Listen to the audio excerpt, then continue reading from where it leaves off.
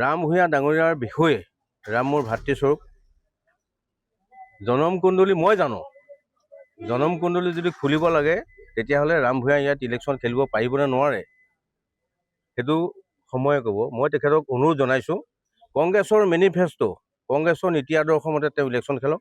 মিত্ৰজোঁটৰ প্ৰাৰ্থী ভূপেন বৰা ডাঙৰীয়াক মুখ্যমন্ত্ৰী দিলীপ শইকীয়া ডাঙৰীয়াৰ আশীৰ্বাদ পুষ্ট এই ব্যক্তিজনক তেওঁ যাতে কোনো ধৰণৰ কটাক্ষ নকৰে আজিৰ পৰা তেওঁক মই ইয়াৰ পৰা আন্তৰিকতাৰে সকিয়নি জনাইছোঁ।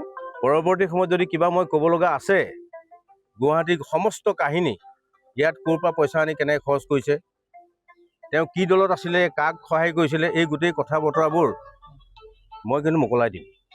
মই একদম চিধা কথা কৈছোঁ, তেওঁক ভালকৈ কৈছোঁ। তেওঁ খেলক, নিৰ্বাচন খেলক, তেওঁ 40,000 ভোটৰ পৰা আৰম্ভ কৰি পেলাই খেলক। সৰ্বানন্দ সোণোৱালৰ দিনত কি অৱস্থা হৈছিল, ক'ত কোন মানুহ কি আছে মই চব গাম। আপোনালোকে তেখেতক লগ কৰি কৈ দিব যে ঢেকীয়াল ফুকনে কৈছে, প্ৰফুল্ল বৰাই কৈছে যে এই বিষয়টোত আপুনি আৰু ভূপেন কুমাৰ বৰা ডাঙৰীয়াক বেছি কথা কৈ নাথাকিব। যদি ইয়াৰ পাছত তেওঁ কিবা কয় শংকৰ সংঘৰ মজিয়াত তেওঁ কোন, শংকৰ সংঘৰ মজিয়াত তেওঁ কেনেকুৱা ধৰণৰ পৰ্যায় কি কৰিলে, শংকৰ সংঘই তেওঁলোকক তেওঁ কি কৰিছে, মই ওপৰৰ পৰা আমাৰ মূলৰ পৰা যদি অনুমতি হয় মই সকলো কথা কম।